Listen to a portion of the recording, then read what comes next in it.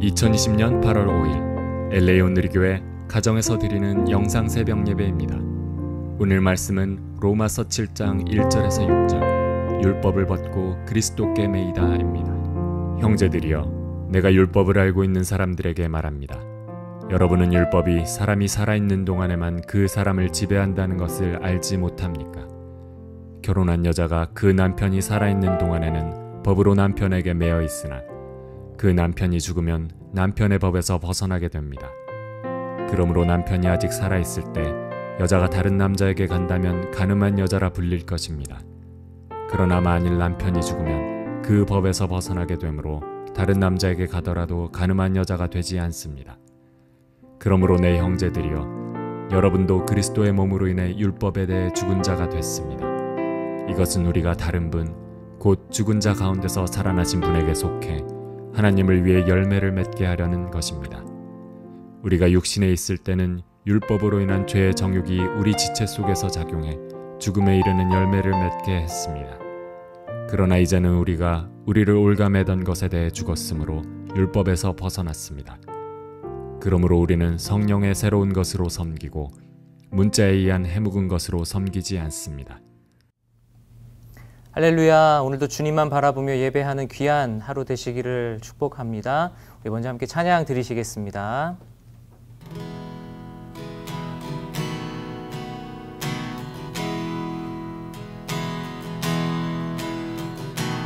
고통의 멍에 벗으려고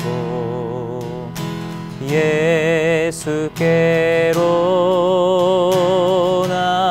나갑니다.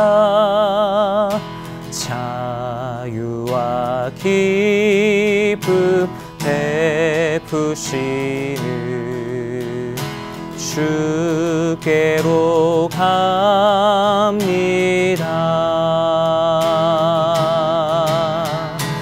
병든 내 몸이 튼튼하고 빈궁한 삶이 구해지며 죄악을 벗어버리려고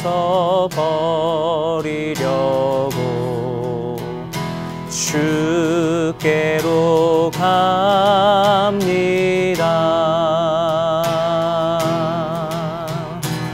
낭패와 실망 당한 뒤에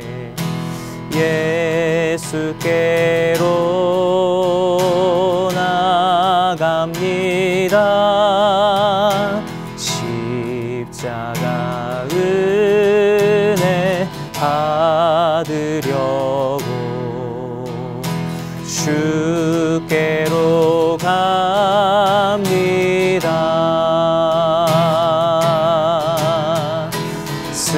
슬프던 마음 위로받고 이 생의 풍파 찬잔하며 영광의 찬송 부르려고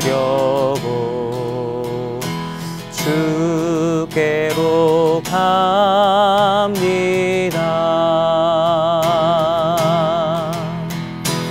영광의 찬송 부르려고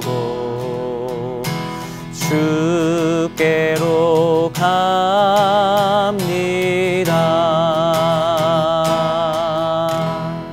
아멘. 할렐루야. 8월 5일 수요일 아침입니다.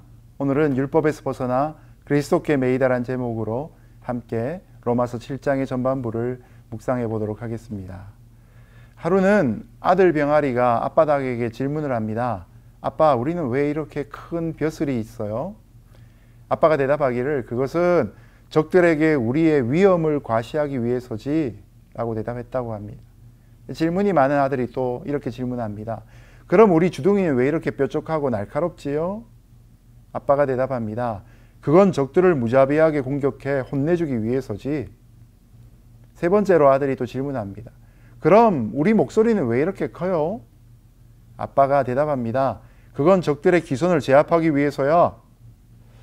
그런데 이 아들 병아리가 그 말을 듣고 한참을 생각하기 시작합니다. 그리고 이렇게 질문했다고 합니다. 그런데 아빠, 그런 힘을 가진 우리가 왜 지금 닭장에 있는 거예요? 우린 이 닭장 안에서 뭐 하고 있는 거죠? 여러분, 누군가 만들어낸 우화인데요. 저는 이 우화를 처음 들으면서 우리 그리스도인들이 혹시 닭장 안에 갇혀 있는 닭은 아닌가 생각해 보게 되었습니다. 자, 로마서 7장에 보면 이런 율법이라는 닭장을 벗어나려고 애쓰는 바울의 처절한 갈등과 고뇌가 등장합니다. 마치 어린 아이들이 자라나기 위해서 반드시 성장통을 겪어야 하듯이 여러분, 우리의 신앙생활도 그런 과정들을 거쳐야 합니다. 바로 율법 아래에 있던 단계에서부터 벗어나 그리스도에게로 나아가는 단계인 것이죠. 기어다니는 아이가 걷기까지 여러 번 넘어짐이 있는 것처럼 바로 로마서 7장에는 성화되어져 가는 과정 중에 우리가 겪어야 될 가장 중요한 갈등을 바울은 진솔한 고백으로 나누고 있습니다. 자, 오늘 말씀을 통해 바울은 성장통에 관한 갈등을 어떻게 극복했는가를 함께 묵상해 보겠습니다. 형제들이여, 내가 율법을 알고 있는 사람들에게 말합니다. 여러분은 율법이 사람이 살아있는 동안에만 그 사람을 지배한다는 것을 알지 못합니까? 결혼한 여자가 그 남편이 살아있는 동안에는 법으로 남편에게 매여 있으나 그 남편이 죽으면 남편의 법에서 벗어나게 됩니다. 그러므로 남편이 아직 살아있을 때 여자가 다른 남자에게 간다면 간음한 여자라 불릴 것입니다. 그러나 만일 남편이 죽으면 그 법에서 벗어나게 되므로 다른 남자에게 가더라도 간음한 여자가 되지 않습니다. 첫 번째로 우리에게 필요한 것은 율법에서 벗어나 그리스도에게로 가는 것입니다. 바울은 지금 율법으로부터 자유롭게 된 것을 결혼에 비유하고 있습니다. 흔히 신앙생활이 율법을 지키는 수련 생활로 여겨지기 쉬운데요. 바울은 신앙생활이 예수님과의 결혼 생활이라고 분명하게 이야기합니다. 율법이 가르치는 것은 결코 틀린 것은 아닙니다. 율법의 내용 100이면 100이 다 맞습니다. 틀림이 없는 좋은 내용들이 있습니다. 그러나 문제는 우리가 너무나 연약해서 도저히 율법의 수준을 다 맞출 수 없다는 것입니다. 여러분, 프로 운동선수와 함께 초등학생이 러닝을 같이 한다고 한번 생각해 보십시오. 운동장에 트랙을 같이 달리면 처음에는 초등학생이 좀 따라가려고 애를 쓰지만 얼마 있지 못해서 숨이 턱에까지 차오르고 헉헉대고 포기할 것입니다. 그처럼 율법의 수준을 따라가지 못해서 헉헉대고 있는 우리를 위해 예수님이 이 땅에 오셨고 우리에게 이래라 저래라 가르치는 도덕 선생님처럼 하지 않으셨고 넌 이걸 당장 해야 된다고 명령하는 군대 선임처럼 하지 않으셨습니다. 대신에 예수님은 우리 연약함과 부족함을 잘 이해해 주시고 우리의 수고하고 무거운 짐을 대신 져 주셨습니다. 지금도 수고하고 무거운 짐을 대신 져 주고 계십니다. 우리의 허물과 질고를 대신 짊어지시고 십자가에서 죽으심으로 율법의 요구를 우리 대신 충족시켜 주신 것입니다. 그러므로 우리를 위해 희생하신 예수님께 우리가 나아가는 것은 우리에게 주어진 가장 중요한 특권입니다. 율법에 대해서는 우리의 무능력을 고백하고 이제 그리스도 앞으로 나아가는 저와 여러분 되시기를 예수님 이름으로 축복합니다. 그러므로 내 형제들이여, 여러분도 그리스도의 몸으로 인해 율법에 대해 죽은 자가 됐습니다. 이것은 우리가 다른 분, 곧 죽은 자 가운데서 살아나신 분에게 속해 하나님을 위해 열매를 맺게 하려는 것입니다. 두 번째로 우리의 존재는 그리스도와 연합한 존재입니다. 우리는 예수님 때문에 율법과는 사별하고 은혜로운 새로운 삶을 살게 되었습니다. 그리고 최고의 남편 되신 예수님을 만나 이제는 열매 맺는 삶을 살게 되었습니다. 원래 신앙생활이란 것은 이런저런 율법 조항을 정해놓고 그걸 억지로 지키게 하는 도덕생활이 아닙니다. 일주일에 큐티를 몇 번 하고 새벽 예배 몇 번 나오고 이번 한 주간 성경 통독을 몇 장 하고 기도를 몇 시간 하고 전도를 몇 사람 하고 이렇게 정해놓은 목표를 달성하면 기뻐하고 미달되면 죄책감 느끼는 것, 여러분 그건 신앙생활의 본질이 아닙니다. 신앙생활이란 것은 나를 위해 생명까지 아끼지 아니하시고 내어주신 예수님과 더불어 마치 결혼 생활을 하는 것처럼 살아가는 것입니다. 신랑 되신 예수님을 사랑하고 예수님과 교제하고 예수님과 하나 되어서 살아가는 예수님과의 영적 결혼 생활이 바로 신앙 생활인 것입니다. 예수님을 사랑하기 때문에 성경을 읽는 것이죠. 예수님을 사랑하기 때문에 양육을 하는 것이죠. 예수님과 더 깊은 사랑의 교제를 나누기 위해 기도하는 것이죠. 예수님의 사랑을 전하기 위해 전도하는 것입니다. 예수님을 사랑하기 때문에 교회 봉사도 하고 시간과 물질을 들여 헌신하고 살아가는 것입니다. 바로 이런 예수님과의 결혼 생활 가운데 귀하고 좋은, 무엇보다 행복한 신앙생활 하시는 저와 여러분 되시기를 예수님 이름으로 축복합니다. 우리가 육신에 있을 때는 율법으로 인한 죄의 정욕이 우리 지체 속에서 작용해 죽음에 이르는 열매를 맺게 했습니다. 그러나 이제는 우리가 우리를 올가매던 것에 대해 죽었으므로 율법에서 벗어났습니다. 그러므로 우리는 성령의 새로운 것으로 섬기고 문자에 의한 해묵은 것으로 섬기지 않습니다.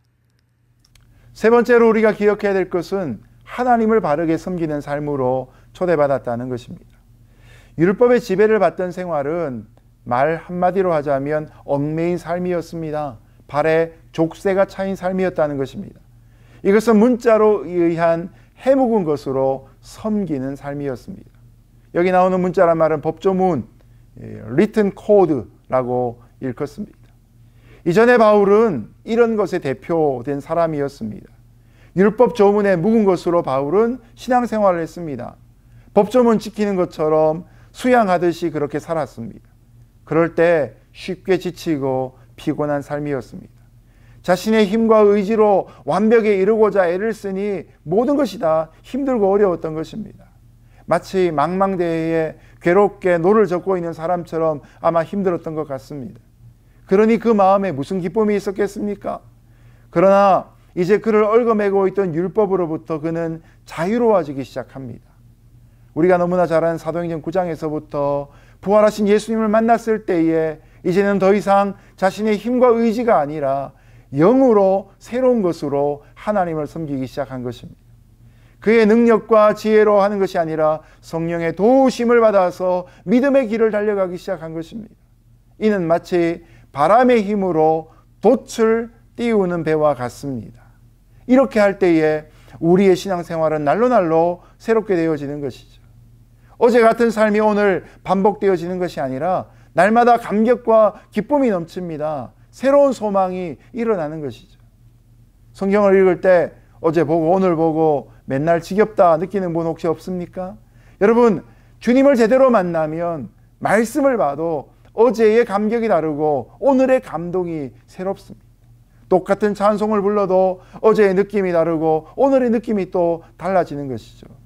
찬송가 417장을 보면 주님의 사랑이 날로 더욱 귀하다, 그런 찬양이 있지요. 이 후렴이 얼마나 마음에 깊은 감동을 주는지 모릅니다. 날로 더욱 귀하다, 날로 더욱 귀하다. 한이 없는 넓은 우리 주의 사랑 날로 더욱 귀하다. 오늘도 용기를 내어서 한번 불러보시는 저와 여러분 될 수 있기를 바랍니다. 어떤 사람은 신앙생활을 아무런 감격도 기대감도 없이 마지못해서 하는 경우를 종종 봅니다. 여러분, 작년에 왔던 각설이 죽지도 않고 또 왔네 라는 각설이 타령이 있지요. 그런 분들을 보면 저는 꼭 그 각설이 타령이 자꾸만 생각이 납니다. 율법 조문에 매인 신앙생활 고리타분하고 지겹습니다.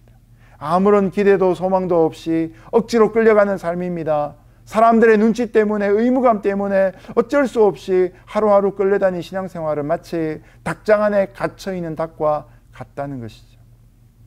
오늘 저와 여러분이 그런 닭장에서 나와 주님과 함께 날개를 퍼덕거릴 수 있으면 좋겠습니다. 마치 닭처럼 자기의 벼슬을 자랑하고 자기의 부리를 자랑하고 자기의 날개를 퍼덕거리며 제한된 공간이나마 이 밖에서 푸덕거릴 수 있는, 살아있음을 드러낼 수 있는 그런 존재가 될 수 있기를 예수님 이름으로 축복합니다. 저와 여러분이 과거의 모든 묵은 누룩을 내어버리고 늘 영의 새로운 것으로 하나님을 섬길 수 있기를 예수님 이름으로 축복합니다. 이제 말씀을 맺겠습니다. 우리는 주님을 만났고 주님과 결혼했고 주님과 함께 살아가고 있습니다. 이 때문에 우리는 더 이상 과거의 실패와 아픔과 상처 또한 율법에 매이지 아니하고 자유함 속에서 믿음의 길을 달려갈 수 있는 삶을 허락받았습니다. 과거는 다 잊어버리고 성령 안에서 풍성한 열매를 주렁주렁 맺어갈 수 있는 저와 여러분 삶이 될 수 있기를 예수님 이름으로 축복합니다. 함께 기도하겠습니다. 고맙고 감사하신 하나님 아버지, 우리 자신이 누구인지 알게 하여 주시고 주님과 동행하며 주님의 신부가 되어서 오늘 이 시대 거룩의 열매를 맺고 능력의 열매를 맺을 수 있도록 성령으로 충만케 하여 주옵소서. 예수님 이름으로 기도드렸습니다. 아멘.